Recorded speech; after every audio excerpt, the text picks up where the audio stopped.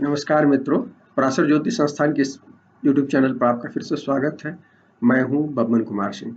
मित्रों, आज जो है कर्क संक्रांति की चर्चा करेंगे। सूर्य जो है कर्क में आ रहे हैं। ये 16 जुलाई को आएंगे और 16 अगस्त को निकलेंगे। 1 महीने का गोचर होता है प्राय।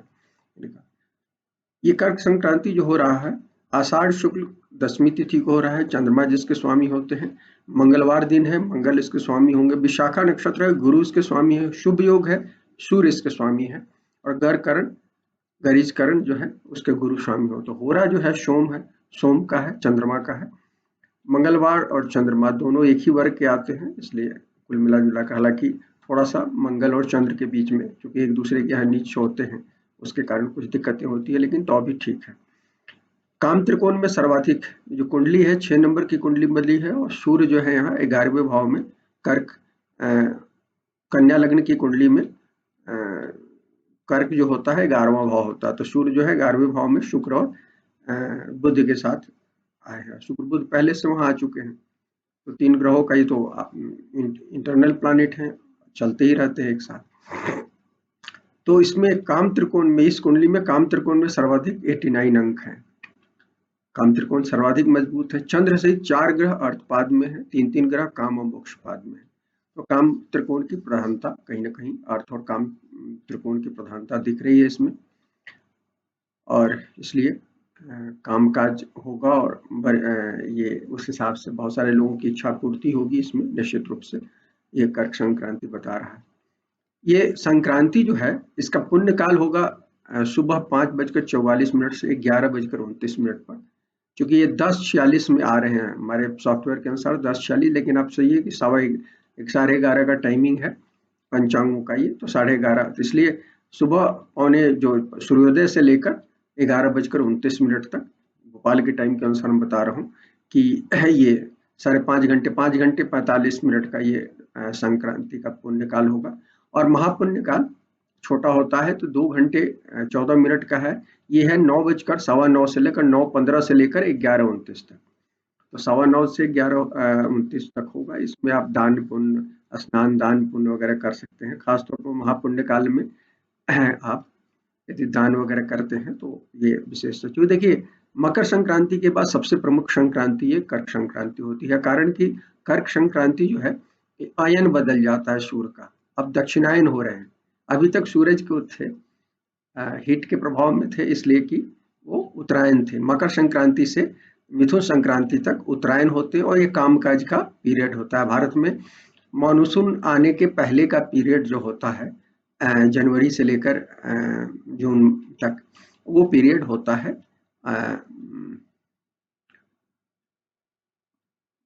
उत्तरायण का, जो कामकाज के लिए अच्छा है। जब बारिश हो जाती है तो चतुर्मास, आप जानते हैं चतुर्मास की भी शुरुआत हो रही है इस महीने, और इस समय कर्क संक्रांति से सारा मांगलिक आयोजन खत्म हो जाएगा, बल्कि हर महत्वपूर्ण काम खत्म हो जाता है। आजकल तो चूंकि हम लोग यातायात की सुविधा के कारण बारिश में भी बहुत घूमते फिरते हैं, लेकिन एक समय था कि बारिश का जो चतुर्मास हुआ करता था, मैंने ऑलमोस्ट जुलाई से लेकर नवंबर तक, जबकि देवशयनी नहीं होता था। देवशयनी जब तक देव उठनी नहीं होता था, देव उठनी का एकादशी तक कार्तिक में, तब तक ये लोग एक जगह होते थे। और चतुर्मास उसी का संकल्प है। अभी भी जैन मॉन्क जो है वो रहते हैं, हिंदू मॉन्क वगैरह भी कम ट्रेवल करते हैं इस पीरियड में, क्योंकि कठिनाई होती है। लेकिन अब यातायात के साधन बढ़ जाने के कारण हम ये करते हैं, तो इसलिए कामकाज भी इफेक्ट होता है। मांगलिक कामकाज तो बंद ही हो जाता है, तो ये हो जाएगा। और कर्क जो राशि है हमारे काल पुरुष कुंडली में चौथी है, प्राकृतिक राशि। ये चौथी राशि है। चौथी राशि होती है घर की राशि होती है। घर जो है हमारे आंतरिक सुख का है। घर में हम कम होते हैं, हम रात में घर में सबसे ज्यादा, हर आदमी पूरी तरह से बाहरी प्रभाव वाला आदमी भी रात में घर में होता है। क्यों?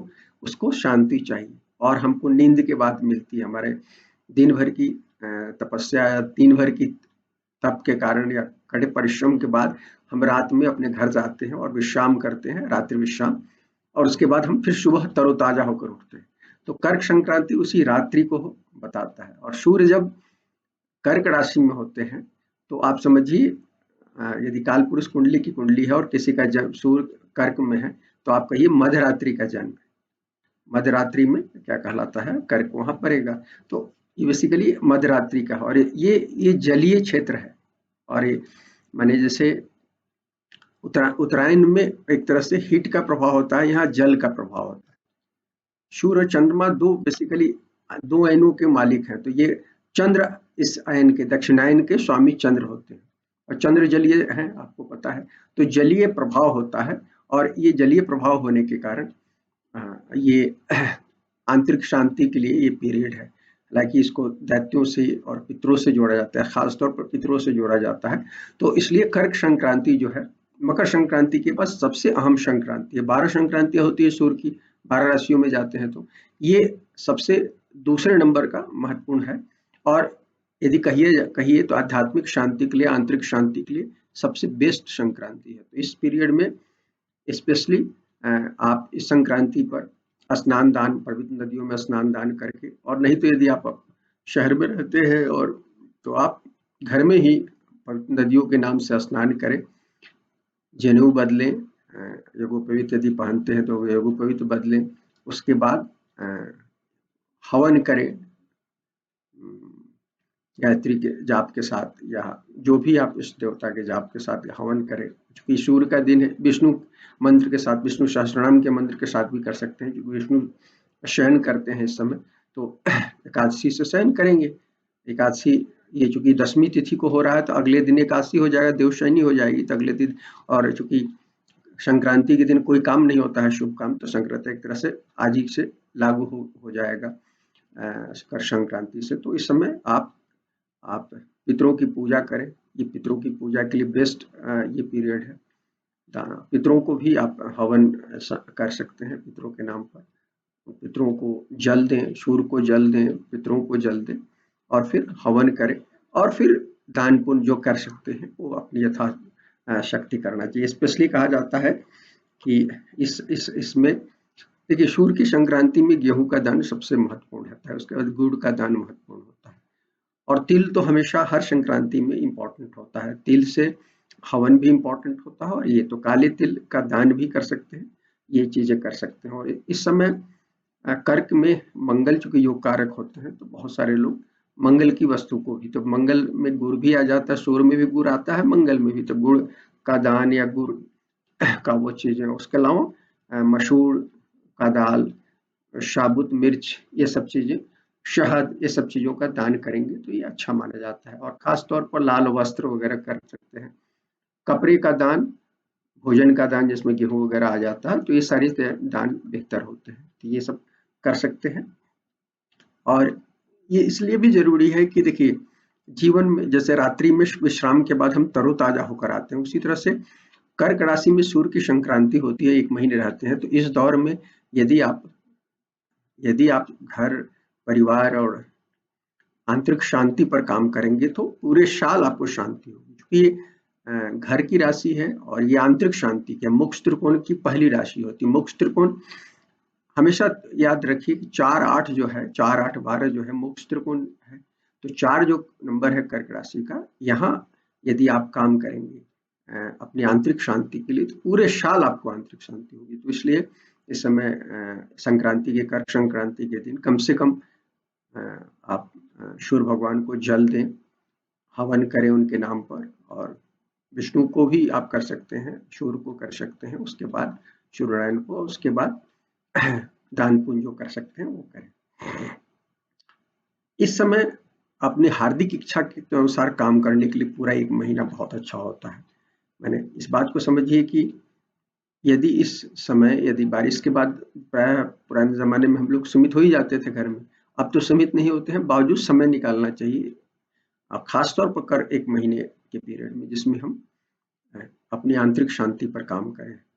जाप, ताप, तप, हवन जो भी आप कर सकते हैं वो सब करें, और घर पर कंसंट्रेट करें अपने घर। क्योंकि घर में आपके साथ जो लोग रहते हैं वो यदि आपको सुख देंगे, आंतरिक, उन्हीं से आंतरिक सुख मिलता है, तो फिर बाहर का मोर्चा जीतना आसान होगा। नहीं तो यदि आप बाहर के मोर्चे पर केवल व्यस्त हैं और घर आपका अवॉइड हो रहा है, तो कर्क संक्रांति में कुछ दिक्कतें होंगी। इस बार एक खास बात रखिएगा, जब सूरज यहाँ आए हैं तो इस राहु चूंकि 12 नंबर में बैठे हुए हैं, माने मीन राशि में बैठे, तो मीन से यहाँ दृष्टि है, त्रिकोण में आते हैं, राहु की दृष्टि भी त्रिकोण में मानी गई है, तो यहाँ दृष्टि है, राहु की दृष्टि है। दूसरी चीज है सूर्य की राशि सिंह राशि पर शनि की दृष्टि है, तो ये अफ्लिक्शन है, दोनों राशियां, सूर्य की राशि अफ्लिक्टेड है, जहां आए हैं सूर्य वहां अफ्लिक्शन है, राहु का एक जगह शनि का। तो जो लोग अति भौतिक होंगे उनको निश्चित रूप से इस पीरियड में कुछ पीड़ा का अनुभव होगा, और स्पेशली अति भौतिक होने के कारण क्या होता है कि हमारा घर जो है अवॉइड हो जाता है, आंतरिक शांति अवॉइड हो जाती है। तो चूंकि आंतरिक शांति और घर को अवॉइड किया, मतलब अपने पति या पत्नी का को अवॉइड किया है, उनको समय नहीं दिया है, माता को अवॉइड किया है क्योंकि माता का स्थान है, और यदि दो महत्वपूर्ण चीजें अवॉइड हुई हैं आपके जीवन की जो अहम है, बचपन में माता आपके लिए अहम होती है, उसके बाद आपका परिवार जो होता है, साथी होता है, जीवन साथी, वो अहम होता है। यदि अवॉइड हुआ है तो निश्चित रूप से आपकी आंतरिक शांति जो है डिस्टर्ब होगी, और आंतरिक शांति डिस्टर्ब होने का मतलब है आपका बाहरी फ्रंट भी, जो दफ्तर का फ्रंट है, सामाजिक जीवन है, वो भी प्रभावित होगा। इसलिए इस समय यदि आप कर्क राशि और चौथे भाव की मजबूती चाहते हैं जो आंतरिक शांति देता है और भय और भूख से आपको बेसिकली ये सिक्योरिटी देता है, यदि आपके जीवन में सिक्योरिटी हो, हर तरह से, हर किसी तरह का भय नहीं हो, भूख भय नहीं हो, क्योंकि चौथा ग्रह भय भूख का है, तो नहीं होगा, तो निश्चित रूप से आपका जीवन उत्थान में जाएगा, अन्यथा ये समझ लीजिए कि ये कहीं ना कहीं दिक्कत होता है। इस बार जब यहाँ आ रहे हैं, जनरली जल तत्व की राशि है, और मैंने कहा कि वो दक्षिणायन जल तत्व से रिलेटेड है, तो 4 महीने तो बारिश होती है, 3 महीने कम से कम सितंबर तक तो बारिश स्वाभाविक रूप से होती है भारत में। आजकल जून के बदले जुलाई में हो रही है, जून से शुरू होती थी पहले, अगस्त में प्राय खत्म होती थी, आजकल सितंबर टच कर जाता, कई बार फर्स्ट वीक ऑफ अक्टूबर तक चला जाता है। इस बार भी बारिश विशेष होने की संभावना है, लेकिन चूंकि सूर्य आते हैं तो इसमें बारिश कराना शुरू करते हैं। वैसे तो मिथुन के आद्रा नक्षत्र से देखा जाता है, लेकिन राशि में इसी से देखा जाता है कि ये मानसून का आगमन है, तो मानसून के लिए ये अच्छा है, अच्छी बारिश कराते हैं सूर्य। लेकिन इस बार क्या है कि मंगल जो है टॉरस में बैठे हैं और गुरु के साथ है, तो गुरु और मंगल का वहाँ जो कॉम्बिनेशन बना है वो बारिश में थोड़ा व्यवधान दिखा रहा है। इसलिए कई जगह, हमने अभी मंगल के गोचर में बताया आपको कि कई जगह अतिवृष्टि हो सकती है और कई जगह वृष्टि नहीं होगी। खासतौर पर पूर्वी भारत में आपको बारिश की स्थिति थोड़ी सी कम दिख रही है, इस बार बाधा वहाँ ज्यादा रहेगा, इसलिए पूर्वी और दक्षिण भारत दोनों में कम बारिश की संभावना रहेगी इस बार, कम से कम जुलाई के में ये दिख रहा है, जुलाई अगस्त के इसमें, जब तक सिंह में नहीं जाते हैं, सिंह में जाने के बाद स्थिति बदलेगी। जबकि मध्य और पश्चिमी भारत में अतिवृष्टि हो सकती है, ज्यादा वृष्टि हो सकती है, ये बात ध्यान रखिएगा। मध्य प्रदेश से लेकर मुंबई पर और गुजरात, राजस्थान वाले इलाके में अच्छी बारिश या अच्छी से ज्यादा बारिश की स्थिति दिख रही है। बाढ़ की स्थितियां भी इस इलाके में अभी देख रहे होंगे, पिछले कुछ सालों से गुजरात और राजस्थान में बाढ़ आ रहा है।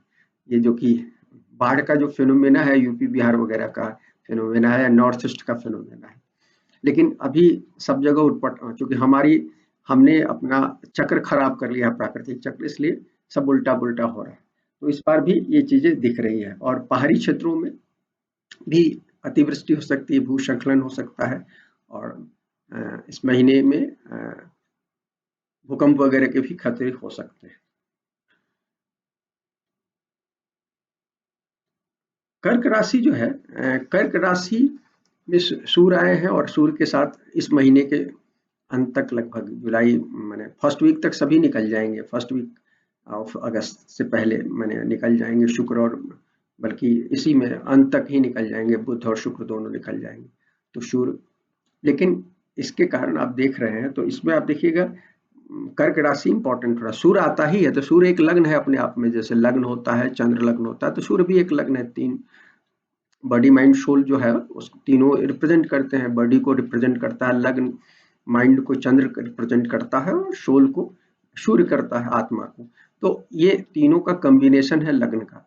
तो सूर्य अपने आप में लग्न इंपॉर्टेंट है, लेकिन अभी तो उसके साथ दूसरी 2 इंटरनल शुक्र और बुध भी हैं, तो निश्चित रूप से कर्क भारी होगा। कर्क के साथ एक बात ध्यान रखिए, कर्क राशि जब इंपॉर्टेंट होता है किसी की कुंडली में, जन्मांक में, तो ध्यान रखना चाहिए कि उसकी भूतत्व राशियां संतुलित है कि नहीं। जनरली कर्क लग्न राशि वाले लोगों को, या सूर्य भी यदि कर्क में है, तो ऐसे लोगों की भूतत्व राशियां, मतलब भूतत्व की राशि में 2 नंबर टॉरस, 6 नंबर कन्या और 10 नंबर मकर, ये 3 जो राशियां हैं भूतत्व की राशियां, भूमि तत्व की राशियां हैं, ये कमजोर हो जाती हैं, यहाँ दिक्कत होती है, और इसीलिए इनको मटेरियल चीजें हासिल करने में दिक्कत। भगवान राम की कुंडली है कर्क लग्न की, और देखिए हालांकि उनका पुनर्वसु नक्षत्र से हम लोग देखते हैं उनको जब पहली दफा दशरथ राजा बनाना चाहे तो उनको माता ने उनको उससे मैंने वंचित किया, और जिसके कारण उनको जंगल जाना पड़ा। फिर 14 साल के कड़ी परिश्रम और तप के बाद वो जब लौटे तब जाकर उनको राजा बनाया गया। तो इस बात को ध्यान रखिए कि कर्क में ये प्रॉब्लम होती है कि मटेरियल सुख जो होता है, कड़ी मेहनत, शनि का टेस्टिंग होती है कहीं ना कहीं।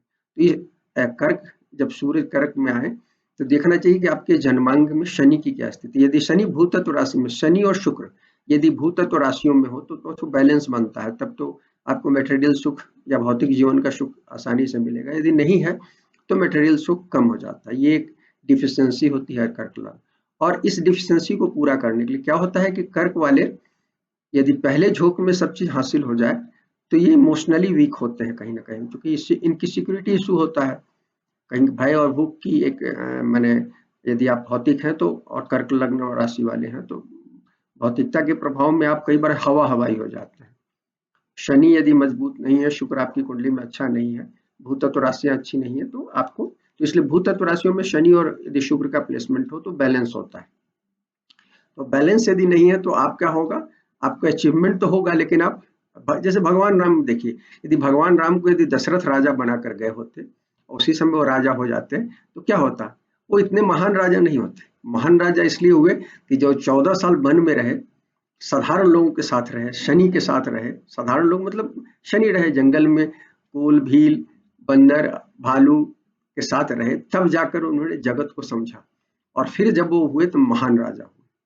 दो चीजें रखिएगा, कर्क के लोगों के लिए वैवाहिक सुख इनका इंपॉर्टेंट नहीं होता है, वैवाहिक सुख इनके लिए सेकेंडरी हो जाता है। कर्म प्रधान लोगों के लिए विवाह जो है सेकेंड हो जाता है, हमेशा याद रखिएगा। तो कर्क कर्क राशि के साथ सिंह राशि, सब जो राजा की राशियां हैं, रायल राशियां हैं, इनके साथ ये दिक्कतें हैं। इसी और सामने शनि की राशि है, उनके साथ भी दिक्कत है वैवाहिक जीवन में। और कर्क के साथ हमने बताया कि राजा है, तो इनके लिए करियर महत्वपूर्ण होता है जीवन में, और करियर अचीवमेंट के लिए आपको बहुत सारी कुर्बानी देनी होती है भगवान राम की तरह।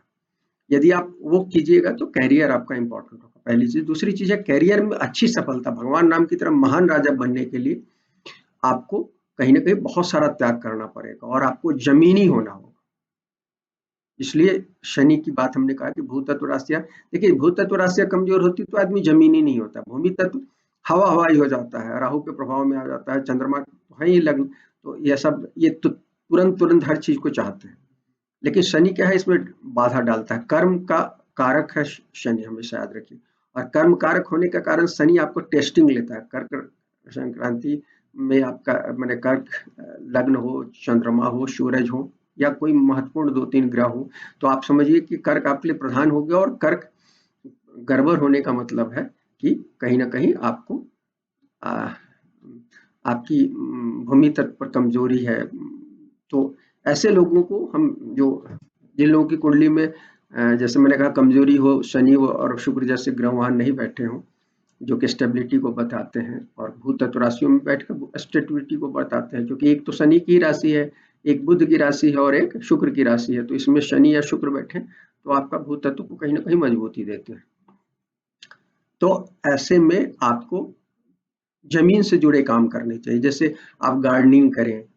और सबसे बड़ी चीज है, देखिए कर्क में जब आते हैं तो प्राकृतिक वातावरण में जीना चाहिए। तो ये 1 महीना जो है सबसे अच्छा तरीका है कि जिन लोगों की कुंडली में वो कर्क प्रधान है और शनि और वो नहीं है अच्छे, तो आपको ध्यान मैंने इस भूतत्व राशियों में नहीं है, तो आपको सबसे ज्यादा प्राकृतिक तत्वों से जुड़ना चाहिए, मिट्टी से जुड़ना चाहिए, हवा पानी मिट्टी, ये जो पंचभूत तत्व है, इससे आप जुड़े रहेंगे तो आपका भूमि तत्व, स्पेशली मिट्टी से, तो आपका। और ये देखिए मिट्टी आपकी खराब होगी या भूमि तत्व खराब होगा तो आपका कहीं ना कहीं मूलाधार चक्र खराब हो जाता है। उसके कारण मूलाधार चक्र से संबंधित सारी बीमारियां, ढेर सारी बीमारियां हैं और कठिन बीमारियां हैं तो होने के चांसेस है। या राहु जनित जो बीमारियां होती है, वायरल बीमारियां होती है, कैंसर, 50 एड्स और क्या क्या, ये सब बीमारियां जो है राहु जनित है। जब आप राहु के प्रभाव में होते हैं, शनि आपका कमजोर होता है, तो ये सब बीमारियां होती हैं। इस बात को ध्यान रखिएगा कि जिनकी कुंडली कमजोर हो, प्राकृतिक तो माने आप गार्डन, सबसे मिनिमम है गार्डनिंग कीजिए, प्रकृति में अभी वॉक कीजिए, घूमिए फिरिए और कहीं ना कहीं अपने को, शरीर को के अग्नि तत्व को मजबूत करने के लिए बेहद जरूरी है प्रकृति से जुड़िए और अपने मूलाधार चक्र को मजबूत कीजिए। तो ये अभी बहुत अच्छा है। दूसरी चीज है, ऐसे में देखिए पीपल और बड़े पेड़ लगाने के लिए ये बेस्ट समय है। बारिश के मौसम में लगाए जाते हैं पेड़ लगाने। हालांकि शहरों में रहने के कारण भारत में भी पिछले 50% से ज्यादा आबादी शहरों में रह रही है, तो यही सवाल होता है कि कहाँ लगाएं। हम तो फ्लैट्स में रहते हैं, कहीं और रहते हैं। देखिए जंगल विभाग लगाता है, जंगल विभाग में आप सर्विसेज दें, पेड़ लगाएं, उनके साथ पेड़ों की उन्नति पर काम करें। ये कहीं ना कहीं आपकी प्राणवायु को, और देखिए गुरु जो है अगले साल से अतिचारी होने वाले हैं 7-8 साल के लिए। तो अतिचारी गुरु जो है प्राणवायु हरेंगे बहुत सारे लोगों। अभी पिछले दिनों हमने कोविड में देखा ऑक्सीजन की कमी से, तो इस बात को ध्यान रखिए। तो प्राणवायु को ठीक करने के लिए अच्छा है अभी अगले साल से जो अतिचारी हो रहे हैं। तो जो धर्म के अनुसार चलेंगे, जिनकी कुंडली में शनि अच्छा होगा, गुरु अच्छा होगा, तो उनके साथ तो कोई दिक्कत नहीं। जो लोग धर्म के अनुसार नहीं चले, हवाई लोग हैं, ऐसे लोगों के हेल्थ इश्यूज बहुत बढ़ेंगे अतिचारी गुरु के अगले 7-8 सालों में। तो अच्छा है इस साल निकल कर कर्क संक्रांति के दौर में आप पेड़ पौधे लगाएं और खासकर बड़े पेड़ पौधे लगाएं। और उसके मैंने पौधे लगाए, केवल पौधा लगाकर आ नहीं जाए, उसके जीवित रहने के लिए मैंने लंबे समय, जैसे बच्चों का पर वो करते हैं, पालन पोषण करते हैं, पेड़ का पालन पोषण करें और जब वो इंडिपेंडेंट हो जाए तो छोड़ कर आइए। वो आपके प्राणवायु के लिए अच्छा होगा। इस चीज को करने की कोशिश कीजिए इस दौर में, अच्छा ये होगा। कर्क जो है अचेतन मन को बताता है, कर्क राशि, क्योंकि इसीलिए हमारी जो सिक्योरिटी की जो भावना है वो पिछले जन्म से जुड़ी हुई है। पिछले जन्म में यदि हमने अच्छे कर्म किए हैं तो हम बेहद सिक्योर, माने हमारा कर्क राशि बहुत सिक्योर होगा। लेकिन हमारे कर्म यदि अच्छे नहीं होते हैं तो कर्क हमारा अफ्लिक्टेड होता है, या कर्क राशि की जो समस्याएं होती है सब आ जाती है। मैंने असुरक्षा बोध हम में हावी हो जाता है, भूख और भय हमें ज्यादा हो जाता है, और भूख भय के कारण हम सारे अपराध करते हैं। तो इसलिए ऐसे लोगों को दिक्कत हो सकती है, और इस दौर में ऐसे लोगों को मैनिपुलेट करेंगे। स्पेशली भौतिक जो स्थिति है, ध्रुवीकरण की स्थिति है, राजनीतिक जमात जो है बहुत ज्यादा इस्तेमाल करेगा। इस बात को ध्यान दीजिए। यदि आपका कर्क अफ्लिक्टेड होगा तो इमोशनली आप किसी एक वर्ग से ज्यादा जुड़ेंगे और उसके कारण आपको परेशानी उठानी सकती है। और यदि आप जैसे कहा प्राकृतिक रूप से प्रकृति में आप शरण लेंगे, पेड़ पौधे लगाएंगे, मिट्टी से खेलेंगे, गार्डनिंग करेंगे, जो भी करेंगे, तो इससे निश्चित रूप से आपका बॉडी, माइंड और स्पिरिट का जो बैलेंस है वो बनेगा और कहीं ना कहीं आगे का समय आपका अच्छा गुजरेगा। सूर्य जो है पुष्य में आ जाएंगे 3:20 तक, तो वो रहेगा आपका। पुनर्वसु नक्षत्र होता है तो 16 को चौथे चरण में इन करेंगे इसमें, तो 3 दिन रहने के बाद 19 जुलाई को ये पुष्य नक्षत्र में आ जाएंगे, और उसके बाद 2 अगस्त को अश्लेषा में जाएंगे, और फिर 16 अगस्त को निकलेंगे तो मघा में जाएंगे, जो अगली राशि होगी। तो 2 राशियां इसमें पुष्य और 12 12-20 जो होती है इसकी जो लंबा 13-20 जो लंबाई होती है नक्षत्रों की, तो 26-40 ये नक्षत्र है पुष्य अश्लेषा। इसमें ध्यान रखिएगा पुष्य और अश्लेषा, पुष्य अच्छा नक्षत्र है कई मामले में, वैवाहिक जीवन के मामले में अच्छा नक्षत्र नहीं है पुष्य, वो अच्छा नहीं माना गया, वैवाहिक सुख के लिए अच्छा नहीं है।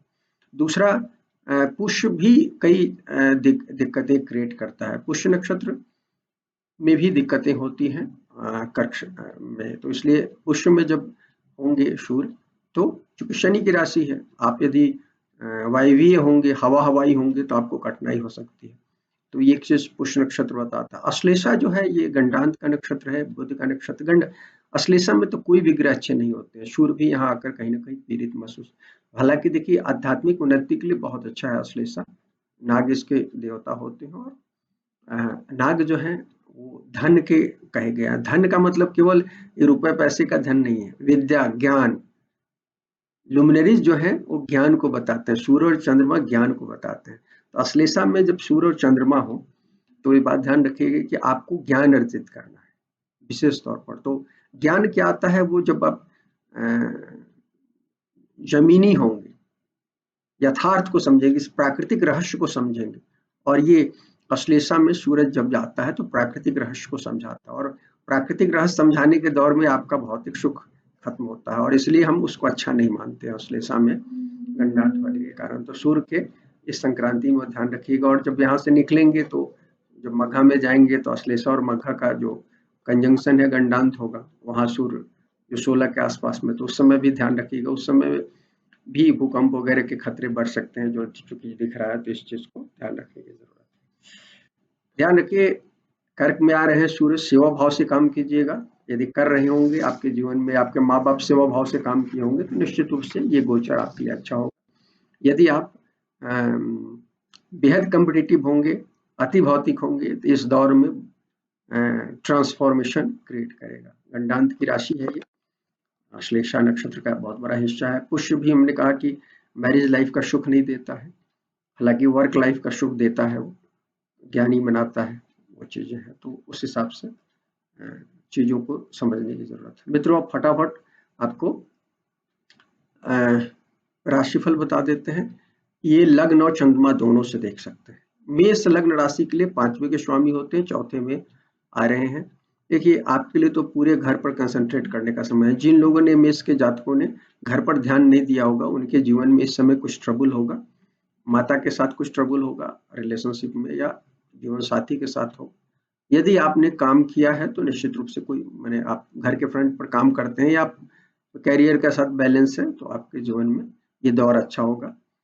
प्रोफेशनल लाइफ में बहुत हैक्टिक जो लोग होंगे, उनको ट्रबल इस पीरियड में हो सकता है, जिन्होंने अपना समय ज़्यादा दिया होगा प्रोफेशनल लाइफ में और घर को अवॉइड किया होगा। तो इस समय जरूर ये ध्यान रखना चाहिए। कई लोग को इस दौर में करियर में बदलाव दिख रहा है और सरकारी क्षेत्र से लाभ दिख रहा है, ये जरूर है।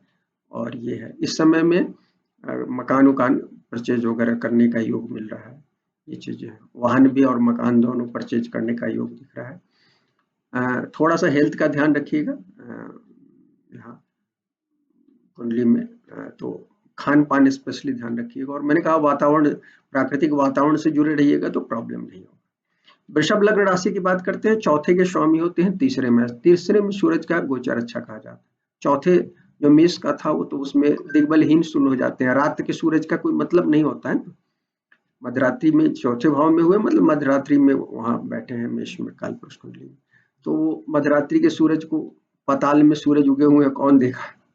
दोपहर में हम देखते हैं, दिन के दोपहर में, मध्यरात्रि में नहीं देखते हैं। यहाँ अभी तीसरे घर में होंगे, तो तीसरा घर में सूर्य का गोचर अच्छा माना गया। मैंने सूर्य मंगल शनि वगैरह सबका गोचर जो है तीसरे छठे 10वें 11वें में अच्छा माना गया उपचय भाव में। तो यहाँ पराक्रम से आपको कैरियर में लाभ दिख रहा है। यात्रा और विदेश दोनों फ्रंट से लाभ दिख रहा है। या तो आप विदेशी कंपनी में जुड़े हो, विदेश से कारोबार हो, सब में लाभ दिख रहा है। यात्रा से भी, ट्रेवल से भी लाभ दिख रहा है। दाम्पत्य सुख भी ओवरऑल ठीक रहेगा। अहंकार यदि आप नहीं है, विशेष अहंकारी नहीं है, तो भाई बहन का सहयोग रहेगा। यदि ज्यादा अहंकारी है तो थोड़ा सा टेंशन हो सकता है भाई बहनों से, इस बात का ध्यान रखिए। मिथुन लग्न राशि की बात करते हैं, तीसरे के स्वामी होते हैं, दूसरे में आ रहे हैं। देखिए, आपको दूसरे, देखिए पहले और दूसरे में सूरज मंगल वगैरह हो तो वाणी पर ध्यान रखना चाहिए, बोली के कारण दिक्कतें होती है। शुक्र तो कुछ दिन रहेंगे, वो कहीं ना कहीं कंट्रोल करेंगे, लेकिन शुक्र निकल जाएंगे 30-31 को शायद। तो आपको इसलिए वाणी पर ध्यान रखिएगा। वाणी पर कंट्रोल नहीं कीजिएगा तो घर बाहर दोनों जगह दिक्कत दिख रही है। वाणी पर कंट्रोल रहेगा आप अपने, तो सरकार से निश्चित रूप से लाभ दिख रही है। व्यावसायिक यात्राएं से दिख रहा है। करियर भी ओवरऑल ठीक कहना चाहिए। और इस दौर में आपको भाई बहनों का सहयोग भी मिलेगा निश्चित रूप से। दाम्पत्य जीवन में भी स्पेशली ध्यान रखिएगा, यदि आपने गड़बड़ी की बातचीत में, ज्यादा अपना अहंकार दिखाया तो प्रॉब्लम। कर्क लग्न राशि की बात करते हैं, दूसरे के स्वामी होते हैं पहले भाव। मैंने पहले ही कहा कि पहले भाव में आए हैं, आपको ध्यान रखिएगा। और चूंकि राहु की दृष्टि भी है तो अहंकार दिख रहा है, सूरज पर राहु की दृष्टि होगी तो स्वाभाविक रूप से यदि आप भौतिक जीवन जी रहे हैं तो अहंकार आप में आना स्वाभाविक है। तो आपको अहंकार के कारण कुछ हानि दिख रही है, घर में भी और बाहर भी। मैंने घर में मतलब घरेलू फ्रंट में, मतलब जीवन साथी के साथ, माता के साथ प्रॉब्लम हो सकती है रिलेशनशिप में, या व्यावसायिक फ्रंट पे भी दिक्कतें हो सकती है। क्योंकि यहाँ राहु प्रभावित सूरज सातवें को देखेंगे, इसलिए पार्टनर के साथ प्रॉब्लम दिख रहा है। इवन आप पार्टनरशिप कर रहे हैं उसमें भी सावधानी बरतने की जरूरत होगी। खर्च अधिक दिख रहा है। यदि आप अपने व्यवहार पर कंट्रोल रखते हैं तो प्रोफेशनल लाइफ अच्छा हो सकता है, सरकार से भी लाभ हो सकता है। सिंह लग्न राशि की बात करते हैं, पहले के स्वामी है 12वें में आ रहे हैं, तो देखिए विदेश से कुछ लाभ दिख रहा है। अदरवाइज आपको करियर में स्ट्रगल दिख रहा है, लोगों की नजर में रहिएगा और थोड़ी सी गलती भी आपके लिए हानिकारक हो सकता है, इस बात को ध्यान रखिएगा। कई लोगों का करियर जो है बदलाव हो सकता है इसके कारण, या खत्म हो सकता है। हमारे परिवार में भी मतभेद की स्थिति दिख रही है। गलत काम नहीं करने वाले लोगों के लिए नुकसानदेह होगा इस पीरियड में। आध्यात्मिक लाभ के लिए अच्छा है।